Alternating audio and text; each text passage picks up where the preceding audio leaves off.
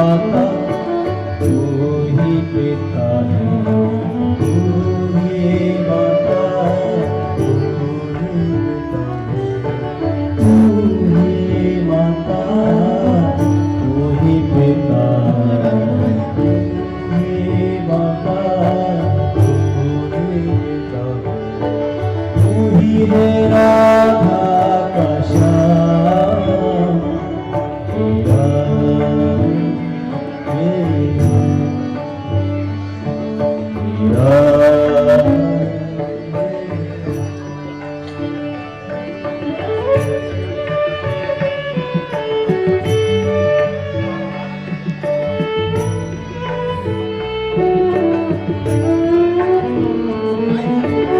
Sir sir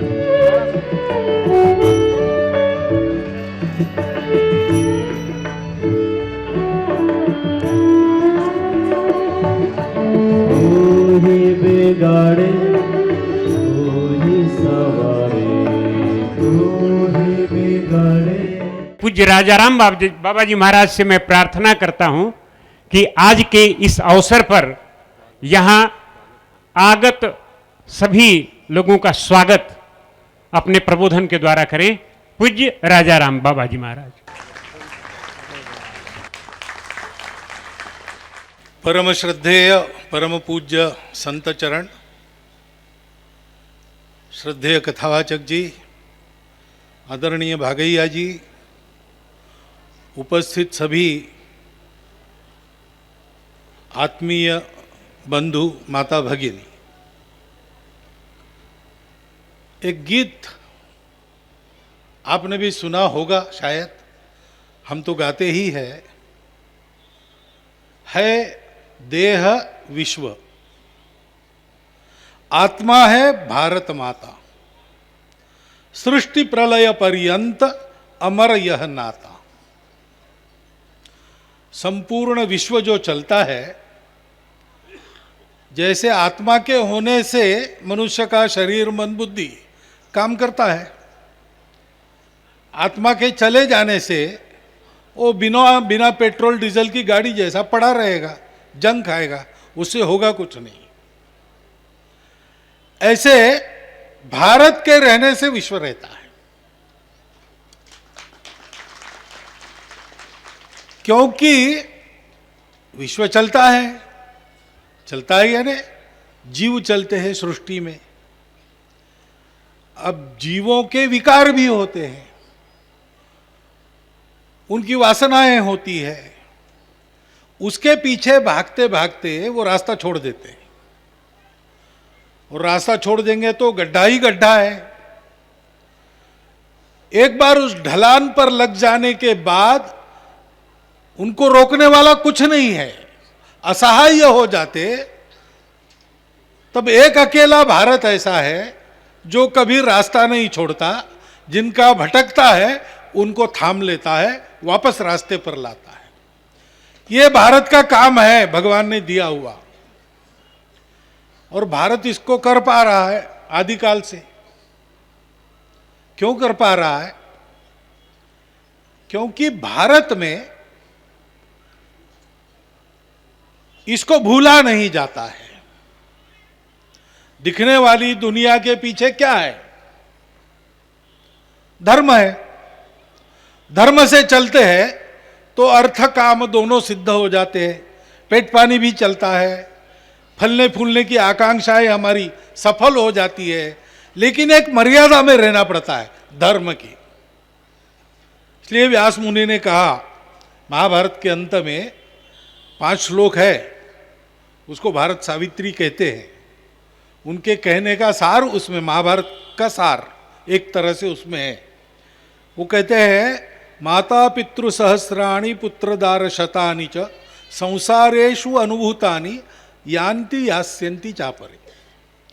यानी अपने जन्म जन्मांतर की यात्रा में माता पिता पुत्र दारा ये आते रहते हैं, बिछड़ते रहते हैं। सागर में जैसे और 2 लकड़ियां बहती आती है, टकराती है, क्षण भर साथ रहती है, दूसरी लहर उनको बिछोड़ देती है। ऐसा होते रहता है। हर्षस्थान सहस्राणी भयस्थान शतानि च दिवसे दिवसे मूढ़म आविशंति न पंडिता। जीवन सुख दुख का धूप छाव का खेल है, चलते रहता है, लेकिन उससे जानकार लोग मोहित नहीं होते। क्यों?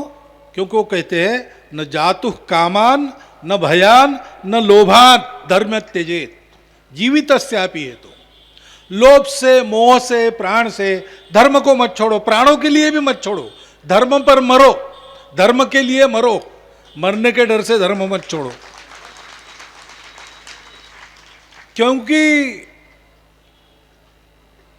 जीवो नित्यो हेतुरस्यत्व धर्मो नित्यो सुख दुखेशु अनति। सुख दुख आने जाने वाले हैं, धर्म शाश्वत है, वही आधार है सृष्टि का। जीव नित्य है, हमारा देह बदलता है, हम चलते रहते हैं अपना गंतव्य पूरा होते तक। अब ये सारा जो ज्ञान है, ये बड़े कठिन शब्द है, मेरे को भी पूरे समझ में नहीं आते। मैं तो तोता रटंत के जैसा आपको बता रहा हूं। ज्यादा अच्छा तो संत जानते हैं जिनका अनुभव है। परंतु ये बात व्यास महर्षि ने अपने दिव्य प्रतिभा से इन शब्दों में कही, लेकिन हमारे घर में, हमारे देहातों के झोपड़ियों में, हमारे जंगलों में आदिवासी जिनको कहते वो बसते, उनके यहाँ भी सहज कोई अशिक्षित बुढ़िया बोल जाती है, बेटा अच्छे काम कर, वहां जवाब देना पड़ता है। ये वही है जो व्यास महर्षि ने 5 श्लोकों में कहा। वो हमारे देहात की जो अनपढ़ बुढ़िया है वो भी बताती, वहां जवाब देना पड़ता है। वो वहां वाला हम भूलते नहीं, हमको भुलाने के बहुत प्रयास हुए। अभी महाराज जी ने उल्लेख किया राक्षस। वो राक्षस क्या थे? राक्षस यही थे।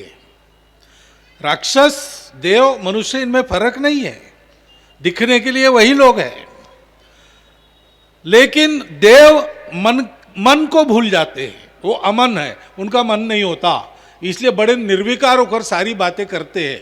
गलती भी करते हैं, भुगतते भी है, गलती करने वाले को भुगताते भी है, लेकिन फिर वापस अपनी स्थिति में आ जाते। दया माया, ऐसा दया है लेकिन मोह नहीं, मन ही नहीं है उनका। मनुष्य को मन है, मन है इसलिए उसके पास करुणा है। देवों के पास करुणा नहीं है, वो नियम से चलते हैं, जैसा नियम है वैसा होगा।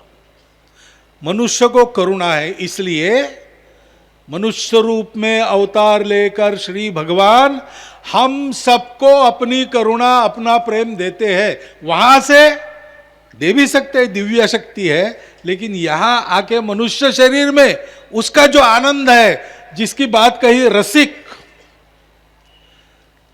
अध्यात्म में जो रस है वही भगवान है। वो रस बांटने के लिए वो आते हैं।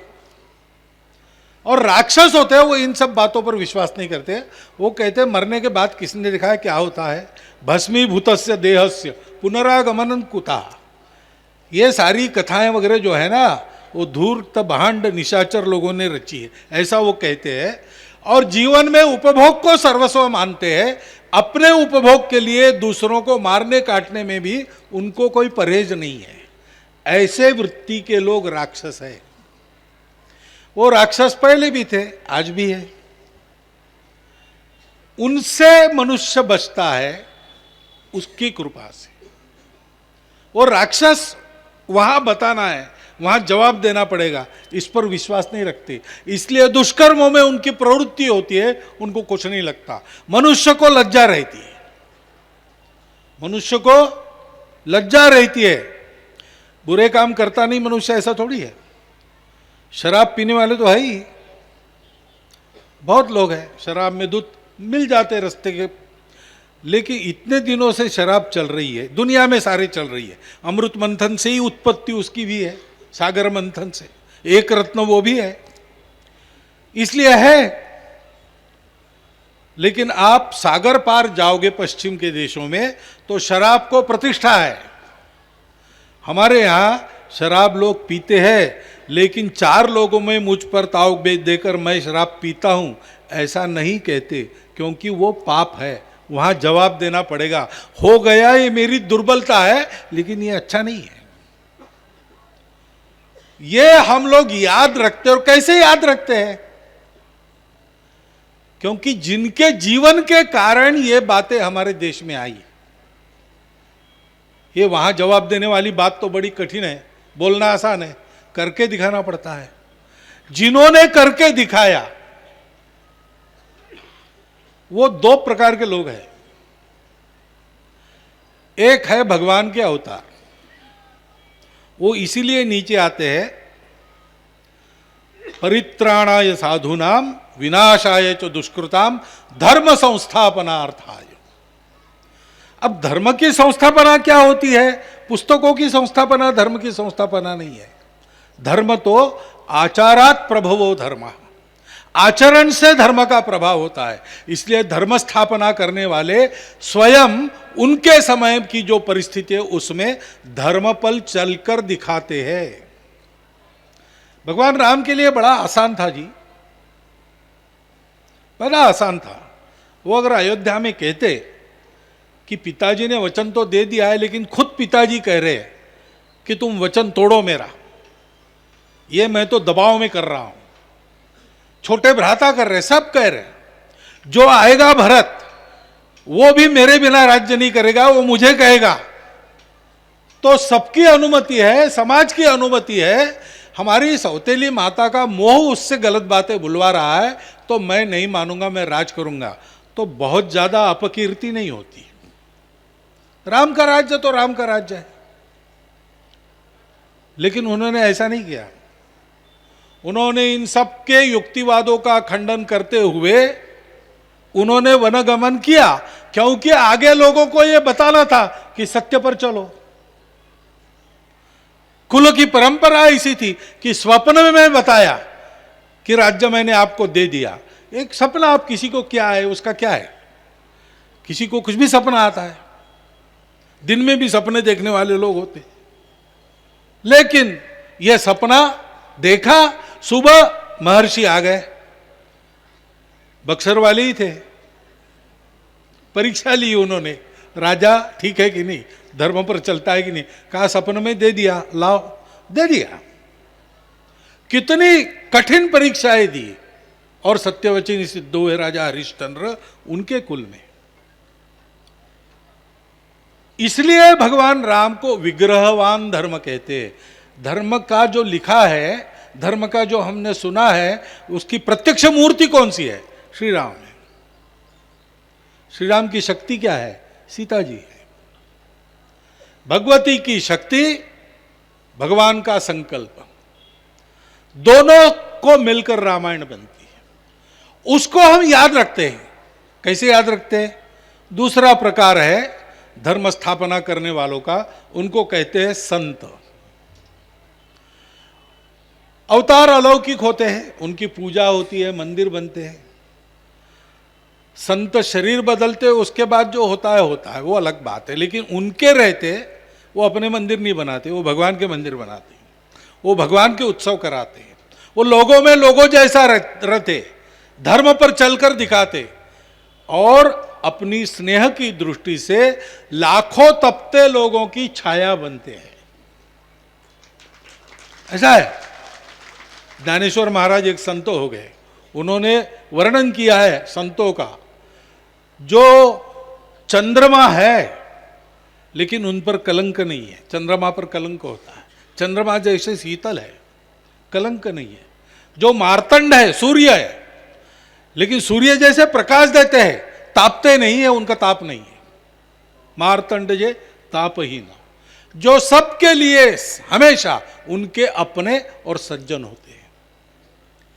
और इनके हम में रहकर काम करने के चलते हम लोग 8000 साल 9000 साल, आज के लोग कहते हैं, हमारे कालगणना में तो 17.5-18 लाख वर्ष पूर्व की हमारे युग की, त्रेता युग की गणना है। इतने पुराने श्री राम के चरित्र को हम आज भी जीते हैं। उस समय सीता जी का विवाह हुआ, उस समय हुआ, लेकिन भारतवर्ष में प्रतिवर्ष होता है। हर जगह होता है, प्रतिवर्ष राम जन्मते,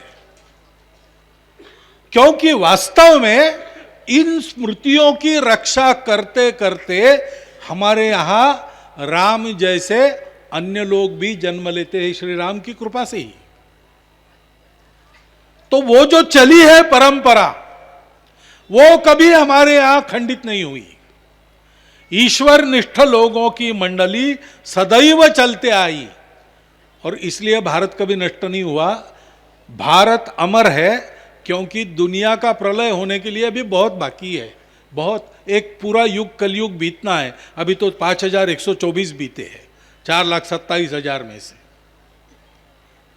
तो भारत को, क्योंकि वो आत्मा है, और वो आत्मा इसके बल पर रहती है। हमारी शक्ति ये हमारी भक्ति है, ऐसा कहते हैं। ये सब पुरुषार्थ की बात है।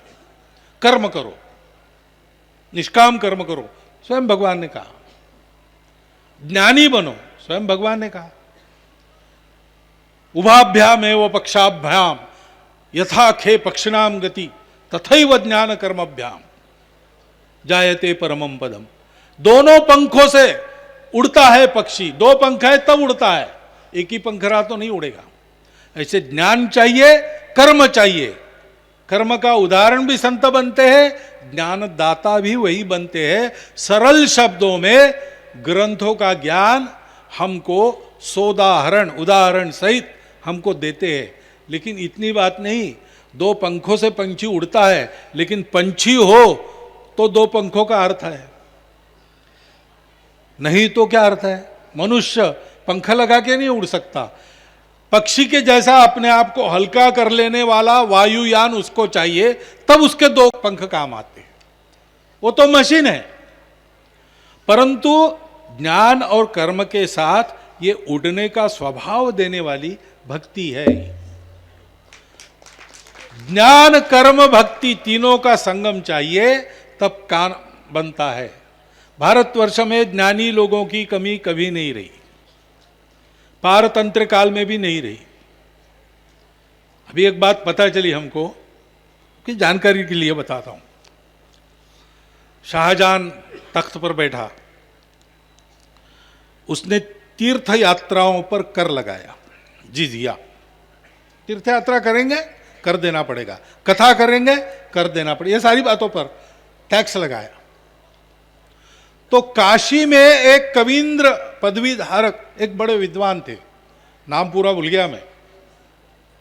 उन्होंने कुछ मंडलियों को एकत्रित किया और सारी विद्वान मंडली गई शाहजहां के पास और उसको कहा कि आपने ये सब किया, तो आपका तर्क बताओ, ये हमको बताओ पहले कि ये आपने, आपका शासन है, आप राजा हो, राज्य चलाने के लिए आपको खर्चा रखता है, खर्चा वसूलने के लिए किया है, अर्थ कारण से किया है, या हम लोग आपकी दृष्टि से काफिर वगैरह है तो धर्म कारण से किया है? आपका लॉजिक क्या है इसके पीछे, तर्कशास्त्र क्या है बताओ। तो शाहजहां ने कहा नहीं, पैसा नहीं, धर्म के लिए बनाया। तो फिर बोले धर्म की चर्चा करो हमारे साथ, आपके धर्म में ऐसा है क्या, हम बताते आप, हमारे धर्म में क्या है वो भी बताते। और उनका शास्त्रार्थ चला 6 महीना। उनके साथ एक फ्रांस का भी आदमी वहां बैठा था और भी लोग थे। 6 महीने के शास्त्रार्थ के बाद शाहजहां के विद्वान, शाहजहां स्वयं हार गया और वो कर वापिस लिया गया। बाद में औरंगजेब आया भाइयों को मारकर। उसी शास्त्रार्थ का परिणाम है कि दारा शिकोह ने पहली बार उपनिषदों की वाणी सुनी और फिर उसने फारसी में उपनिषदों का भाषांतर, रामायण का, गीता का, महाभारत का भाषांतर फारसी में इन विद्वानों के देखरेख में करवाया। ज्ञान हमारे यहां कभी कम नहीं था। अंग्रेजों के जमाने में भी ऐसे अनेक विद्वान हैं जिन्होंने अंग्रेजी विद्वानों को नाको चने चबवाए। कर्म की भी कमी नहीं थी, थोड़ा थोड़ा हम थक जाते, फिर सो जाते, लेकिन फिर जाग जाते हैं। कितने लोग आए, शक, हूण, यवन, कुषाण, मुगल, तुर्क, अफगान, बाद में ब्रिटिश, डच, फ्रेंच, सब आए हमको जीतने के लिए। सबकी जगत विजय करने की महत्वाकांक्षा भारत में आके विलुप्त हो गई। भारत को जीतने वाले भारत में आकर समाप्त हो गए। उनकी महत्वाकांक्षा, उनकी राक्षसी वृत्ति चली गई। यह हुआ है क्योंकि बार बार पुरुषार्थ हुआ है। ब्रिटिशों के साम्राज्य पर सूर्यास्त नहीं होता था ऐसा कहते थे। उनके साम्राज्य का अस्त भारत से ही शुरू हुआ है। अब कहां है? कहीं नहीं है। हम पर राज करते थे, अब एक भारतीय मूल का ऋषि सुनक वहां राज करता है। तो हमारे यहां कर्म की भी कोई कमी नहीं है। भक्ति का प्रवाह अखंड है, जैसे ये गंगा बह रही, वो कभी अपवित्र नहीं होती। महाराज जी ने कहा कभी भी मलिन न पड़ने वाली भक्ति की धारा नित्य प्रवाहित है। उसके चलते हम थक जाते, सो जाते हैं, जाग भी जाते हैं। हम सो जाते हैं, मरते नहीं, फिर से जागते हैं और नया कर्म, नया पुरुषार्थ लेकर खड़े होते हैं। यह प्रताप किसका है? उस भक्ति का है। ये भक्ति हमारी शक्ति बनती है। उसमें अद्भुत शक्ति है भक्ति में, हम तो जानते हैं, क्योंकि भक्ति यानी जुड़ना। तो आप कहां जुड़ते इस पर निर्भर है। अगर मेरे पास टॉर्च है, उसमें बैटरी है, तो बैटरी में जुड़कर टॉर्च प्रकाशित होता है, शक्ति वहां से मिलती है। लेकिन बैटरी की शक्ति लिमिटेड है, वो डाउन हो जाती है। फिर ऐसे उपकरण हैं जो बार बार चार्ज करने पड़ते हैं। लेकिन मान लीजिए आप दुनिया में जितनी बिजली है अनेक रूपों में, साक्षात पूरा उसके साथ जुड़ गए तो आपको बिजली की कभी कमी नहीं पड़ेगी। इसे भक्ति सीधा जोड़ती है वहां पे। भक्ति यानी जुड़ना। हमारा ज्ञान और हमारा कर्म उस भक्ति से जुड़ता है तो उसको शक्ति तो मिलती है, उसको पवित्रता मिलती है। जैसे भगवान से हाथों मारे जाने पर भी राक्षसों को परम गति प्राप्त हुई, उनका पुनर्जन्म टल गया। राक्षस थे, एक ही कारण था मुक्त होने का, भगवान के हाथों मरे। वैसे हमारे ज्ञान में कुछ विकृति भी होगी, हमारे कर्म में कुछ उल्टापन भी होगा, लेकिन जब वहां जुड़ जाते सब सीधा हो जाता है, सब सुकृत बन जाता है। सारे प्रारब्ध को भस्म करके भगवान हमको अपने साथ ले जाते हैं। वो भक्ति है। उस भक्ति के साथ जुड़ते तो बहुत बड़ी शक्ति है। अब एक किस्सा सुनाता हूं, चलता है। समर्थ रामदास स्वामी श्री राम के भक्ति का प्रचार करते थे, समाज को जगाते थे। उनके प्रवचन में एक बार एक किसान, अकाल में उसके घर के सब लोग उसके बचपन में ही मर गए थे। छोटा सा जमीन का टुकड़ा था, अकेला ही था, खेती करता था, पेट भरता था, बाकी कुछ था नहीं कोई दुनिया में। किसके लिए जिए? लेकिन आत्महत्या तो नहीं करनी है, इसलिए जीता था। उनके प्रवचन में आ गया, उसकी एकदम रामदास स्वामी के प्रति भक्ति हो गई। प्रवचन हो गया, उसने कहा महाराज जी अब मैं आपके साथ आता हूं, आप जो कहेंगे वो करूंगा, जैसी सेवा चाहिए लीजिए, मुझे अब वापस उस संसार में नहीं जाना। रामदास स्वामी ने कहा चलो। जवान था, ताकतवर था। तो एक सज्जनगढ़ था, उनका स्थान किला है ऊपर पहाड़ पर। उस समय वहां ऊपर पानी नहीं था, नीचे से नदी है, कृष्णा नदी बहती है पहाड़ के नीचे, वहां से पानी भरकर लाना पड़ता था। तो उसको ये काम दे दिया। पढ़ा लिखा कुछ नहीं, शास्त्र जानता नहीं, कुछ मालूम नहीं, ज्ञान नहीं, पुराण मालूम नहीं, वेदों के वचन मालूम नहीं, योग याग तप अष्टांग साधन व्रत दान तप कुछ मालूम नहीं, बस एक भाव है, भक्ति है। रामदास स्वामी तो रोज वो लाता था, सब पानी भर के लाता था।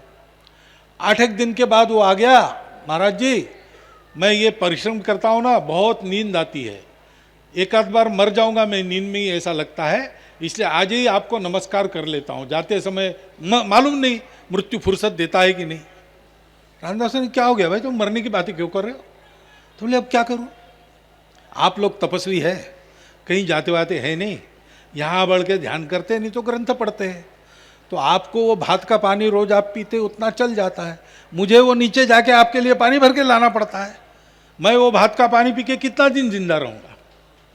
हाँ, रामदास ने कहा तुम्हारी बात ठीक है, भंडारी को जाके बताया कि इसको रोज 1 सेर गुड़ 1 सेर चना दे दो। अब वो खाने लगा, अच्छा होने लगा। लेकिन बाकी जो शिष्य थे उनको जरा लगा कि इसको कुछ मालूम नहीं, कुछ नहीं, अभी अभी आया है, जानता तो कुछ है नहीं, करता भी नहीं कुछ ध्यान धारणा, और इसको गुड़ और चना मिल रहा है हमको। तो वो उस पर ताने कसने लगे। तो रामदास स्वामी के ध्यान में बात आई, तो एक दिन उन्होंने सबको बुलाया कि देखो भाई, अब ऐसा है कि मैं काशी यात्रा जाने वाला हूँ और आप सबको साथ लेके जाना चाहता हूँ। कारण क्या है, इस बार मेरे साथ जो काशी चलेगा वो इस जन्म के बाद मुक्त हो जाएगा, उसको पुनर्जन्म नहीं है, तो आप सब लोग मेरे साथ चलो।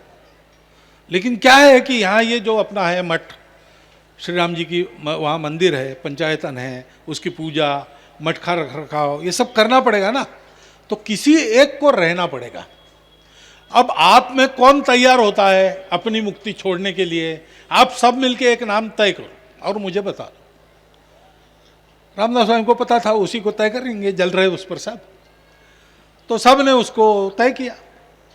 बुलाया रामदास स्वामी ने, पूछा कि भाई हम सब जा रहे हैं और जाने के बाद मुक्ति हो जाएगी सबकी, लेकिन ये बोल रहे कि तुम यहाँ रहने के लिए तैयार हो, तो अभी विचार कर लो, मुक्ति मिलेगी तो मेरे साथ आना है, नहीं तो फिर यहाँ मेहनत करनी पड़ेगी। उसने कहा महाराज जी आप ही बताइए, ये हम मुक्ति युक्ति क्या जाने क्या होता है, आप जो बताएंगे वही हमारी मुक्ति है। तो ये बोल रहे हैं कि किसी को रहना है तो मैं रहता हूँ, ठीक है रहो। गए तीर्थ यात्रा के लिए। इधर इसने पहले दिन झाड़ बुहार वगैरह की, नीचे नदी पर स्नान कर पानी भर के ले आया, भोजन बनाया और श्री राम जी के पास लेके थाली रख दी, भगवान खाइए। अब वो मूर्तियाँ थी वो थोड़ी खाने वाली थी, लेकिन ये राह देख रहा है अब खाएंगे अब खाएंगे, नहीं खाया। शाम को फिर भोजन बनाया, फिर ले गया, नहीं खाया।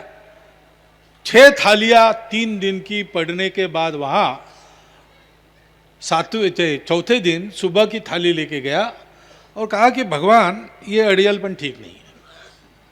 वो स्वामी जी तो तीर्थ यात्रा पर गए हैं, वो तो आने वाले नहीं, वो खिलाते हैं आप खाते हैं, लेकिन उन्होंने अब मुझे काम दिया है और ये 6 थालियाँ 3 दिन की ऐसी ही पड़ी है, ये ठीक नहीं है ना। मुझे काम दिया है तो आपको आना चाहिए, भोजन करना चाहिए। अब मैं भी नहीं खा रहा हूँ क्योंकि आपको भोग लगाए बिना मुझे खाने की आज्ञा नहीं। अब मैं मर जाऊंगा तो ये भी चला जाएगा और स्वामी जी वापस आएंगे, आपको बताना पड़ेगा क्यों ऐसा हुआ, नहीं तो फिर मैं ऐसा करता हूँ सर फोड़ के यहाँ भी प्राण दे देता हूँ।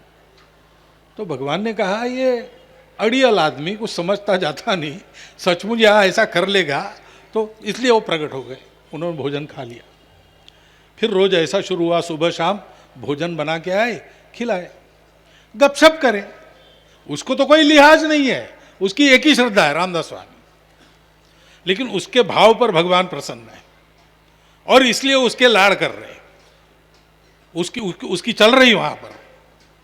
तो गपशप करता था। तो एक दिन उसने कहा कि मैं ये सूखी रोटी वगैरह बनाता हूँ, आपको बड़ी अरुचि लगती होगी ना, आपको अयोध्या में सीता जी के हाथ का खाने का है आदत, लेकिन अब क्या, यानी यहाँ तो दूसरा कोई है नहीं, अगर इतनी मेहनत मैं करता हूँ, सब झाड़ बुहार चौकीदारी पानी सब मैं करता हूँ, अगर इन्होंने भोजन बनाया सीता जी ने तो आपको भी 4 कौर अच्छे मिलेंगे, मुझे भी थोड़ा बहुत प्रसाद का लाभ होगा। तो सीता जी क्या कर रही, केवल आपके साथ खड़ी रहती यहाँ पे। तो मान लिया, क्योंकि फिर सर फोड़ के जान देगा तो फिर मुश्किल है ना, तो इसलिए सीता जी ने मान लिया। फिर उसने कहा कि लक्ष्मण जी तो रक्षा करते हैं ना आपकी, तो थोड़ा रात का संभाल ले, पहरा वगैरह वगैरह। और हनुमान जी तो आप दोनों को कंधे पर लेकर लड़ाई लड़े, तो इनके कंधे पर बैठकर को नदी पर ले जाते हैं, तो ये भी नहा लेंगे, मैं भी नहा लूंगा, पानी भर के ले आएंगे। बस ऐसा क्रम शुरू हो गया। और एक दिन फिर हलवा बना तो ये जरा रोने लगा, ये बड़ा पाप हो गया। बोले क्या पाप हो गया? तो ये हलवा हमारे गुरु महाराज जी को बहुत अच्छा लगता है, वो उनको दिए बिना मैं खा रहा हूँ, तो प्रायश्चित तो यही है, मैं पोषण करके मरूंगा, बहुत अपराध हो गया। अरे ऐसा मत करो भाई, नहीं हमसे नहीं होता। तो फिर बोले अच्छा हनुमान जी तुमको ले जाएंगे, तुम काशी में दे के आओ उनको, लेकिन बताना नहीं किसने लाया। तो तुरंत इसने 2 दोने भर लिए हलवे के, हनुमान जी के कंधे पर बैठकर काशी चला गया। और वहाँ रामदास स्वामी बैठे थे पेड़ के नीचे भोजन करके, शिष्यों के साथ कुछ चर्चा चल रही थी। पहुँच गया वहाँ, अरे तुम कहाँ से आए? नहीं ये हलवा बना था आज भोग में। देखा तो गरम हलवा, गरम तुम आए कहाँ से? तो उसने कहा वहाँ से, ये है ना भोग का अभी जड़ा गरम गरम। तो बोले लाया किसने? तो बोले वो बताने की अनुमति नहीं है। किसकी अनुमति नहीं है? तो बोले हनुमान जी की अनुमति नहीं है। तो सारे शिष्य आश्चर्यचकित हो गए कि हम इतने ज्ञानी, तपस्या भी कर रहे, कर्म भी कर रहे, ज्ञान भी है, लेकिन ये तो साक्षात हनुमान जी इसको काशी पहुंचा रहे। काहे का प्रताप है? उस भक्ति का प्रताप है। और इस भक्ति को समाज में जीवित रखने का काम संतों के द्वारा होता है। और ये जो ऐसे अपने उपक्रम है ना, जिसमें रस आता है, रस आता है, इसलिए सामान्य आदमी भी आता है, समझता है, समझ लेता है और जुड़ा रहता है। और इसलिए ऐसे कार्यक्रम होने चाहिए। श्री मामा जी को 3 बार मैं मिला हूं, और तीसरे बार उन्होंने मुझे आमंत्रण दिया है यहाँ आने का, लेकिन प्रत्यक्ष मेरा आना हो तब तक वो रहे नहीं, अब विधि की करनी है। लेकिन उनका तो दर्शन मैंने किया, बाकी तो मुझे कुछ नहीं समझता, लेकिन मैंने देखा मामा जी यानी स्नेह है और कुछ नहीं है, ये मैंने देखा। और इसलिए मैं जानता हूं कि ऐसे भावों से अपने यहाँ ये जो सारे कार्यक्रम बनते है, कुछ विद्वान लोग दुनिया में ऐसे हैं जो बड़े विचक्षण हो, कहते अंधश्रद्धा है, कहाँ है भगवान बताओ, टेस्ट ट्यूब में आता है क्या? अरे बात वो ठीक है, तुम्हारी बात तर्क की है, लेकिन हमको तो प्रत्यक्ष है भाई, हमारा भाव है, उसमें हमको दिखता है। विवेकानंद गए, देवेंद्र नाथ जी गया, रविन्द्रनाथ ठाकुर के पिताजी, और उनको कहा कि आपने भगवान देखा है क्या? तो बड़े विद्वान थे और बड़े नियमस्थ भी थे, धर्मस्थ भी थे, लेकिन प्रतीति नहीं थी। तो वो सोच में पड़ गए क्या बताना। फिर उन विवेकानंद को देखा और कहा तुम्हारी आंखें बड़ी तेजस्वी है। विवेकानंद कहा ये मैंने आपको नहीं पूछा, भगवान को देखा है क्या? तो वो गोल मटोल टाल गए। लेकिन एक अनपढ़, आधा कपड़ा पहना सन्यासी भी दीक्षित नहीं, पागल ही कहते थे बहुत लोग उनको, से रामकृष्ण परमहंस को जाके मिले और उन्होंने कहा कि भगवान को आपने देखा है क्या? तो वो चौथी पास भी नहीं थे, उन्होंने आत्मविश्वास से कहा देख भगवान को देखा हूँ, देखता हूँ, रोज देखता हूँ, तुमको जैसे देख रहा हूँ ना उससे ज़्यादा स्पष्ट देखता हूँ, उनसे बात भी करता हूँ, और अगर तुम मेरे रास्ते पर चलोगे ना तो तुमको दिखा भी सकता हूँ। ये क्या ज्ञान का प्रकार है? ये क्या कर्म का प्रकार है? ये भक्ति है, ये भाव है। जहां भाव है वहां देव है। उस भाव को जागृत रखने का काम संत करते हैं, और हमको भी उसी भाव को जागृत रखकर चलना चाहिए। क्योंकि मेरी स्वयं की ऐसी श्रद्धा है कि ये अपनी मृण्मयी मिट्टी से बनी भारत माता जो है वो मिट्टी की धरती नहीं है केवल, ये तो चिन्मयी जगदम्बा है जो प्रभु राम जी के साथ सीता होकर उनकी शक्ति बनी। वो भाव से ही प्रसन्न है। पिताजी देखते हैं लड़का कितना बड़ा बना, कितना कमाता है, कैसा है, सुशील है कि नहीं है। माताजी तो केवल देखती है ये मेरा लड़का है और मेरे से बहुत प्यार करता है। सीता जी की दृष्टि यही है, सबके प्रति ऐसी है। ऐसी वो कृपालु माताजी है, उसी को भारत माता मानना, भारत माता को ही सीता जी मानना, ये सब एकाकार है।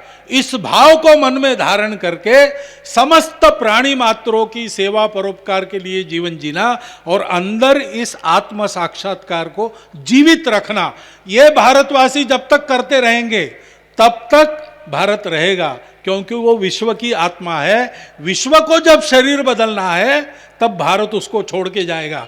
भारत तो मरेगा नहीं, भारत केवल शरीर बदलेगा, विश्व पूरा बदल जाएगा। तो हमको प्रलय तक इस भाव को जीवित रखने का दायित्व हमारी परंपरा ने, हमारी भगवत सत्ता ने दिया है। उसको निभाने का प्रण हम करें और उसके लिए आवश्यक शक्ति, भक्ति, ज्ञान और कर्म ऐसे प्रसंगों से प्राप्त करें, इतना मैं अनुरोध करता हूँ। मैं जहाँ जाता हूँ वहाँ इसी के लिए जाता हूँ। ऐसे स्थानों पर मैं मार्गदर्शन वगैरह नहीं करता, वो मेरा अधिकार नहीं है। यहाँ मैं आता हूँ तो जो काम मैं कर रहा हूँ उस काम के लिए जो ऊर्जा चाहिए, जो दृष्टि चाहिए, जो मन की शांति चाहिए, वो ऐसे स्थानों पर मिलती है। इसलिए यहाँ मैं जाता हूँ। आप भी ऐसा कीजिए, ये अनुभव से मैं आपको बता रहा हूँ। इतना एक अनुरोध आपके सामने रखता हूँ और आप सभी को धन्यवाद और संत चरणों में पुनः एक बार नमस्कार करते हुए मेरे 4 शब्द समाप्त करता हूँ।